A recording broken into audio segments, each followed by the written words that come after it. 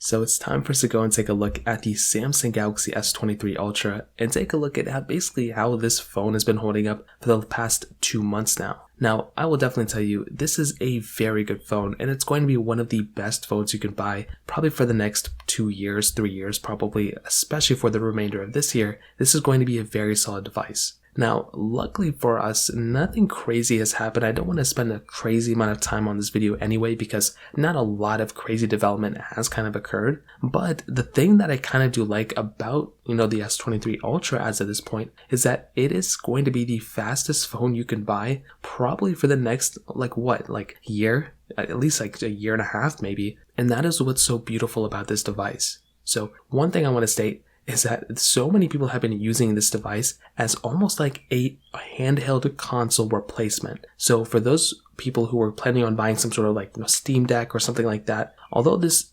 isn't really apples to something like that, I've seen lots of people, including almost like myself, replace a lot of the desire of wanting a dedicated handheld gaming device, things like a Steam Deck or one of the Android gaming handhelds, for something like the S23 or S23 Ultra, which is beautiful, and I've been watching so many videos on those types of things, and it's a really nice touch. Now the display of this thing, still beautiful, 6.8-inch dynamic AMOLED display, doesn't really get too much better than that. I haven't really seen too many people complaining about any hardware defects of the S23 Ultra in particular, and I think there are less issues with the S23 Ultra than there were with the S22. Now we're still pretty early on in its life cycle, but that was the first thing that kind of stood out to me, which I was very happy about. The S Pen built inside of the phone itself was also a very beautiful thing. It did stem from the S22 Ultra, but I'm really happy they kept that, and it kind of keeps the Note phone alive. Instead of having the S Pen built outside, which would have been really annoying, I'm still happy they kind of kept it inside of this device. The other thing though is that design-wise, the only thing I heard people complain about was that it did look pretty much almost identical to the S22 Ultra, and that's pretty much 100% true.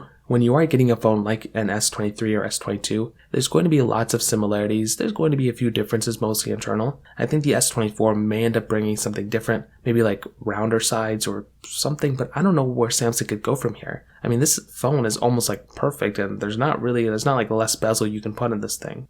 On the back, you have a frosted glass back, which looks beautiful. You have the standard cameras on the back as well, which look awesome. And speaking about those cameras, this is, I think, probably the best camera you could probably buy on a phone. There's not really too many other phones out there that have this type of camera, but to be honest, this is a very expensive phone. This is not like a cheap phone that you buy for $500. Probably in the end of this year, maybe it will be there. This phone has depreciated a little bit in price, which we'll talk about in a second, but these cameras are just so good, and I love these types of camera sensors because they hold up so well, basically forever. You can buy this phone today, you can buy this phone next year, and still have a beautiful camera. The S21 Ultra camera, even the S20 Ultra camera is still very good, and that phone came out 3 years ago. So, in my opinion, a phone like the S23 Ultra still gets a thumbs up for me for sure. It is a beautiful phone camera for sure. The price tag of this thing, as I mentioned, has depreciated a little bit. It's probably down a couple $100. If you're lucky, you may be able to find one for less than $1,000 right now. But for a majority of the time that I'm scrolling through eBay right now, it's looking like a lot of these are probably around $1,000. So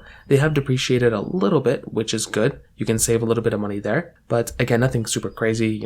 If you're trying to get a phone like this for $700, I don't think it's the time yet. But probably come around when the Z Flip and Z Fold of this year come out. I think these ones are probably going to go down even more, which is going to be beautiful. The performance of this phone has also been very, very good. The 8 Gen 2, I would say, was a good upgrade. In some cases, it wasn't that optimized in the beginning with, so some people were experiencing slowdowns and stuff. But with updates and things that Samsung has been working on with Qualcomm, it looks like this is going to be a pretty good chipset. And hopefully, the consensus has been that there's been a lot less, throttling that's been going on, as well as less thermal issues. So that was something that really threw a lot of people off in the beginning with. So I am really happy that Samsung has at least been kind of addressing those with Qualcomm, because I think that was probably the biggest complaint I saw from people who own the S22 Ultra. So again, I'm really happy those kinds of things have been fixed as well. Well, not really fixed, but they're getting fixed and getting addressed. So at least they're addressing it here. With the S22s and, just the S22 Ultra as well, I feel like maybe Samsung could have done a better job at making sure those phones don't have tons of issues like that. But, it is what it is. There's not much we can do about it in that standpoint. So thumbs up for me, I guess, on the performance side. And that is pretty much, those are pretty much the main things. I didn't want to make a whole crazy review. Everything I've talked about before, I've pretty much already hit on. Everything I talked about before, I didn't want to like hit on again. Maybe the only slight thing I'll mention again, like I like the S22 Ultra, and I think that might be a better deal than the S23 Ultra. If you're having issues with thermal throttling or your phone getting super hot over time, then maybe the S22s are not the ones you want to buy. The S23s are doing a pretty good job, but keep in mind, if you want to save even more money from this, buying an S22 Ultra or even an S21 Ultra might be a better choice for you, considering you can buy those things for substantially less than what you can buy a Galaxy S23 Ultra for right now. So in terms of that kind of covers it up there. If you have any other thoughts or questions, let me know in the comment section below. Hit the like button, that will mean so much, but definitely hit that subscribe button. More importantly than everything else, I love every single one of you guys. Hopefully I'll catch you guys in the next video. Peace out till then.